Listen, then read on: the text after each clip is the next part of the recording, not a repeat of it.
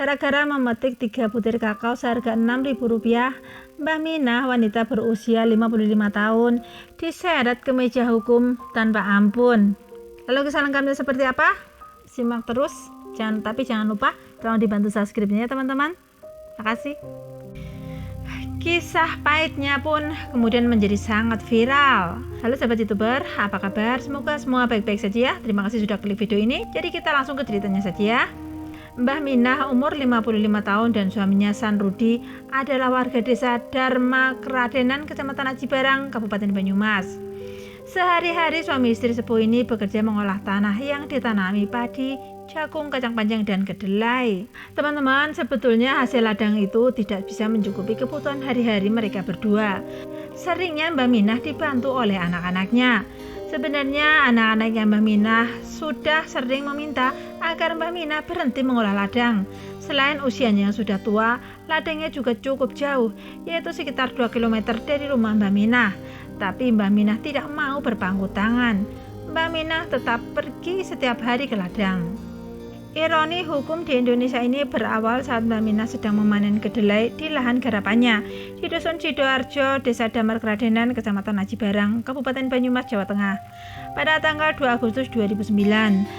Lahan garapan Mbah Minah ini juga dikelola oleh PT Rumpun Sari Antam untuk menanam kakao. Saat Mbah Minah sedang asik memanen kedelai, mata tua Mbah Minah tertuju pada 3 buah kakao yang sudah ranum.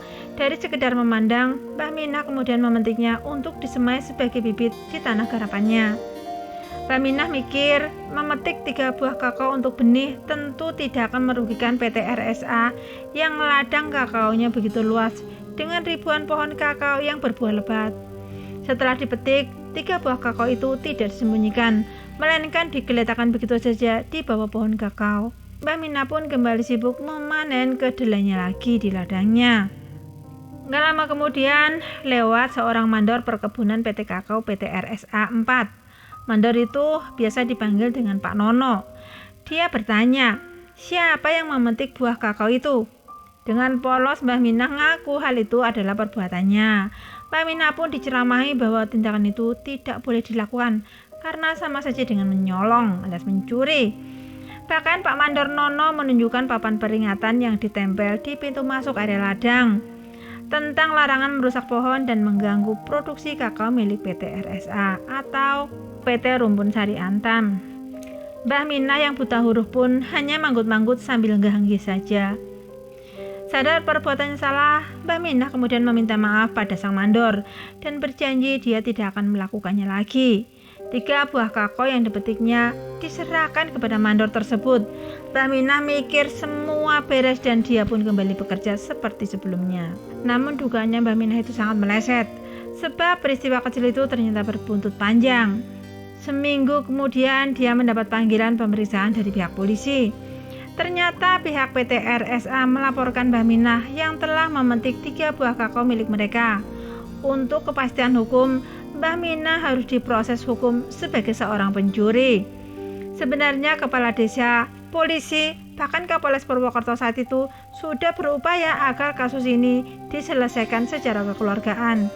Mengingat Mbah Minah tidak bermaksud mengambil untuk dijual, melainkan untuk benih dan nilainya juga sangat kecil bagi sebuah perusahaan sebesar PT RSA.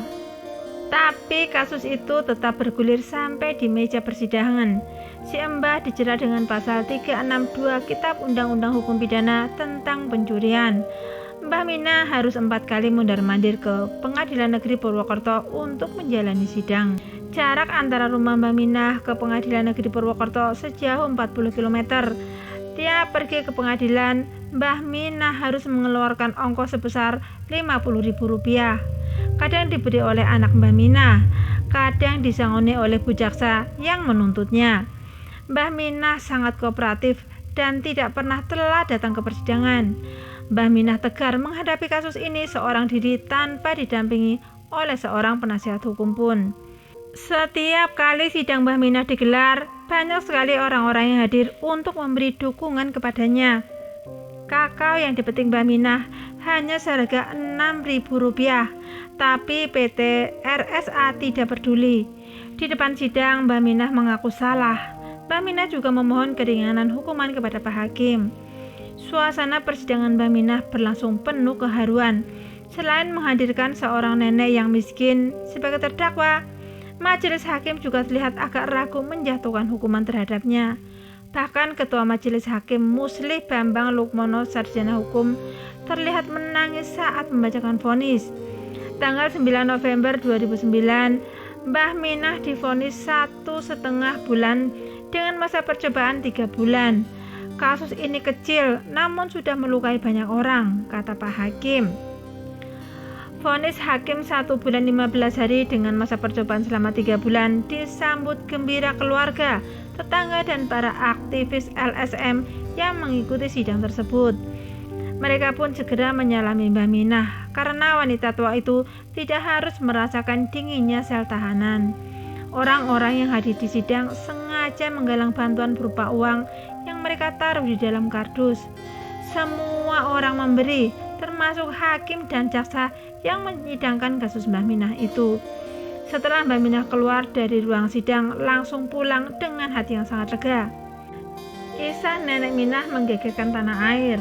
Langsung atau tidak langsung, kisah itu menginisiasi lahirnya surat edaran Kapolri nomor SE/8/7/2018 tentang penerapan keadilan restoratif. Maksudnya mengutamakan pemulihan kerugian yang ditimbulkan dari tindak pidana dan pelibatan partisipatif dari korban, pelaku, dan masyarakat yang terlibat dalam proses pemulihan tersebut. Oke teman-teman, semoga kejadian yang menimpa Mbah Minah hanya terjadi 1 kali saja di dalam ranah persidangan di Indonesia. Jangan lupa like, komen, dan subscribe. Terima kasih.